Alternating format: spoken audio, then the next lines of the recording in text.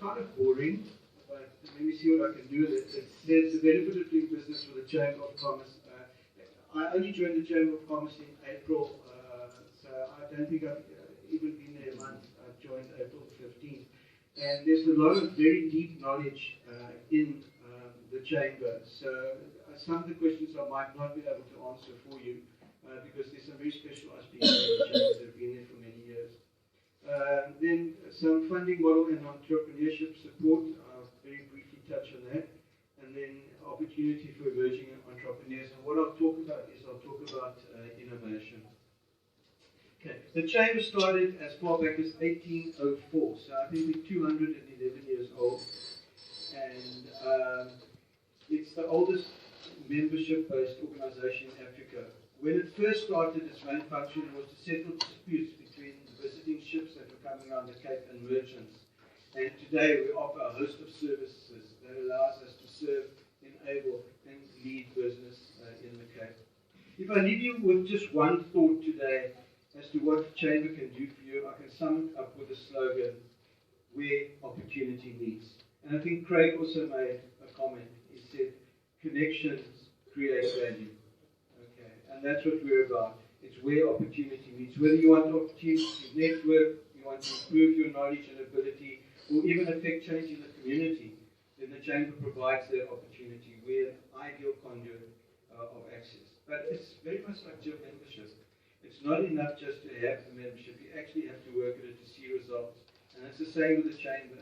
You need to take advantage of everything that the Chamber provides you to be able to receive a benefit. We've got loyal membership of over 2,500 members of companies large and small, from startups to blue chips such as, I'll just mention a few, ABSA, Deloitte & Touche, Transnet, Sunsun, Nedbank is a member, thank you. Woolworths, Sunlab, Netgate, Distell, Vodacom, Game & Deal, Foschini, Sport Shop, Project, SA Breweries, to name but a few. We've got 120 of the blue chip brands amongst our 2,500 members. So we have a variety of seminars, symposiums, and workshops, and we provide information sharing and training to businesses. And we play a significant role in keeping our members informed of the latest issues affecting business and industry, large and small. We organize events such as speed networking and breakfast networking sessions, and that provides opportunities for formal and informal networking. And we have more than 100 networking opportunities every year. They're well attended and result in new business leads and give you the ability to build a healthy network. We organize major events as well, which are on the business calendar. We have business expos. We've got something called City Meets, a business symposium, and then Energy Symposium. We host International Women's Day, and we have Exporter of the Year, which is a competition. And at a recent meeting of the finalists in the Chamber's annual Exporter of the Year competition, one of the exporters asked a member of the Chamber how to get into the South American market. Minutes later, he had introduction to another exporter who did have experience of the South African market. He left the meeting at the Chamber with a list of agents and others who could help him. Okay, so, and how can you put a price on that? Okay, connections create value. I'm going to use that quote from now on. We have chapter meetings at various venues throughout the region, so offer members to meet informally, listen to topical speakers, express their concerns about issues affecting business in that area.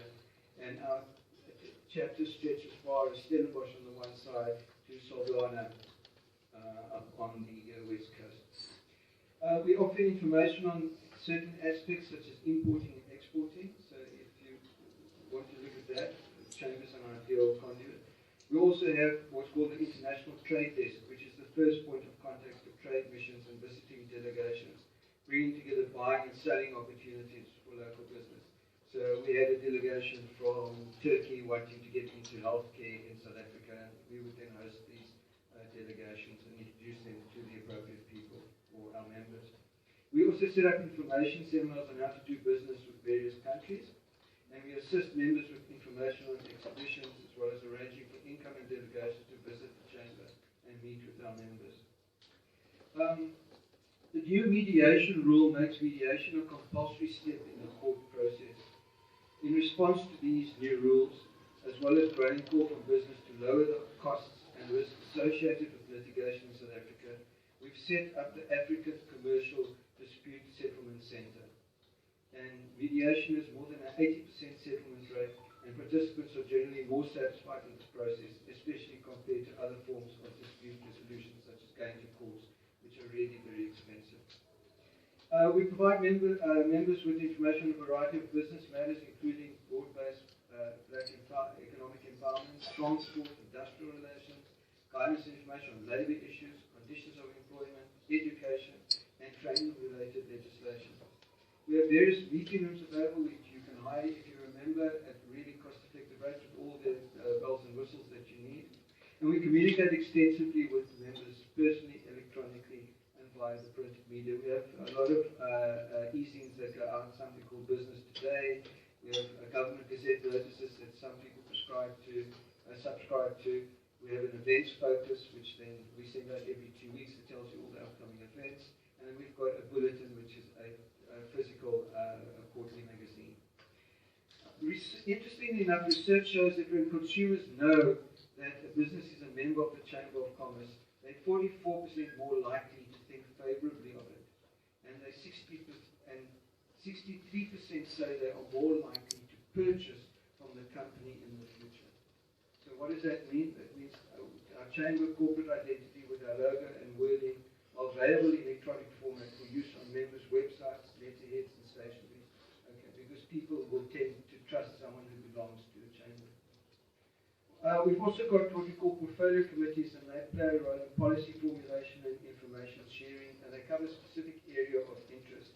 And the portfolio committees we've got are agribusiness, digital, economic and financial development, human resources, industrial focus, international trade and tourism, small business developments become an important portfolio committee, and transport infrastructure, dealing with things like the Sunroll, if you might have seen in the news. We monitor proposed legislative changes that could affect business interests. When necessary, evidence is submitted to the appropriate parliamentary standing committees or other authorities on behalf of business. Unfortunately, we get the impression that many in government simply don't see the unintended consequences of some of their policies. One of our jobs is to spell out the likely consequences. No guest house, restaurant, hotel, or small business can do this on its own. The only way to deal with this is to get together, we analyze the situation, and we respond with one voice on behalf of the whole industry. So advocacy is something that's really important for the Chamber. But today, everything is so connected and time to market so short. The only real competitive advantage that has slowly crept on us is innovation. And the surge of interconnected ICT has also fueled the fire. The germination of innovation begins with insight. I'll give you an example. I define an insight as an understanding that can be leveraged for results in a certain dimension. So, for example, how do you ask a class to be quiet? You say at the top of your voice, concerning the exam. And you can hear a pin drop. Okay? Why? Because it's an understanding that heaven forbid you should study something that's not going to be in the exam. They can be leveraged for a result, and the result I wanted was silence in a certain dimension in the classroom before the exam. Okay. So it all starts with an insight. However, when it comes to having innovation, having insight, having insight means more than finding out what people's needs are. Because even though you would be bringing a new solution to their lives, people judge innovations on what has happened before. As Henry Ford stated, if people asked me what they wanted, they would have just said a faster horse. So it's also no wonder cars are rated in horsepower today. Okay, even though the advantages of your innovation might be obvious, there's always a resistance to change. Always, positive or negative. So when bringing something new onto the market, you need to anticipate that there will be barriers to its introduction. Okay, and maybe one should have the mindset that it's a good sign. If it was easy, then anyone could do it. Okay, so the first thing I can promise you is if you're starting a new business or bringing a new innovation, you will receive barriers. Things will basically go wrong. And people who succeed have the attitude that they know that things will happen, but they also know that they have the resources and the ability to get over them. Design is an important aspect of innovation today, and it's one that's often neglected. And I was so glad to see Craig's slides really, this dead PowerPoint that we subjected to is not great. So I can see design is something that we really bought into. And with the rate of innovation and the quantity of information, you need to be sensitive to how you communicate your innovation to the market. An elegant example of strategic design is the simple homepage of Google that meets its strategic mission, and that is to organize the world's information and to make it universally accessible and useful. To organize the world's information and make it universally accessible and useful. Timing is also an issue that affects the success or failure of a new product or service. For example, Leonardo da Vinci designed a helicopter in the 1500s, but unfortunately could only be implemented when technology caught up. Okay, there are lots of things that were invented, many. Instant coffee, I think, was invented in the 1950s and only took off in the 1970s and the 1980s. Okay, when people became short of time, and you weren't seen as slovenly if you used instant coffee. They did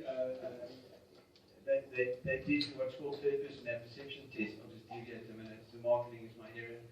And they show you two lists, and in the one list is a whole lot of groceries plus instant coffee, and in the other list there was a whole lot of groceries plus drip brine coffee, which is the old way of making coffee. And they showed that to people in the 1950s, and they said they described the type of person with each list. And they described the type of person who had instant coffee as slovenly, not a good wife, takes shortcuts. So instant coffee didn't have a great image, and then in the 80s and 90s when instant coffee took off, they did the third person perception test again, and the person who had instant coffee on their list was seen as someone who's probably working short of time and wants the best for the family. So timing is something that's important. With innovation, often stumble, and that stumbling point is marketing.